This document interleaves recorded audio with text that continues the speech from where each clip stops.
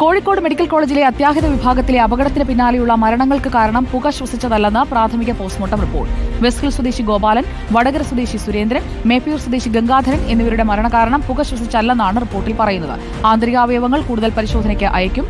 VS Ranjith നമുക്കൊപ്പം. VS Ranjith, പെട്ടെന്ന് പുക പടരുകയായിരുന്നു, ആളുകളെ പെട്ടെന്ന് തന്നെ അത്യാഹിത വിഭാഗത്തിൽ നിന്ന് മാറ്റുകയും ചെയ്തിരുന്നു. ഇവരുടെ മരണം പുകമൂലമല്ല എന്നതാണോ പ്രാഥമിക റിപ്പോർട്ടിൽ വ്യക്തമാവുന്നത്? സുജിയ, തീർച്ചയായിട്ടും പുക പടർന്നപ്പോൾ ഉണ്ടായ ആ പുക ശ്വസിച്ചു മരിച്ചതാണ് എന്നൊരു ആരോപണമായിരുന്നു തുടക്കത്തിലുണ്ടായിരുന്നത്. ആ പുക ശ്വസിച്ച് അല്ല മരണപ്പെട്ടത് എന്നുള്ളതാണ് ഇപ്പോൾ പ്രാഥമികമായ റിപ്പോർട്ടിൽ സൂചിപ്പിക്കുന്നത്.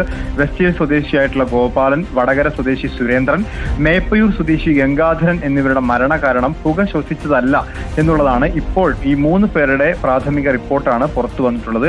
ഈ 3 പേരുടെ റിപ്പോർട്ടിലും പുകയല്ല മരണകാരണം എന്ന് പറയുന്നു. പക്ഷേ ഇതിലൊരു സാങ്കേതികമായ പ്രശ്നമുണ്ട്. പുക ശ്വസിച്ചു മരിച്ചു എന്നല്ല ബന്ധുക്കളുടെ ആരോപണമുള്ളത്.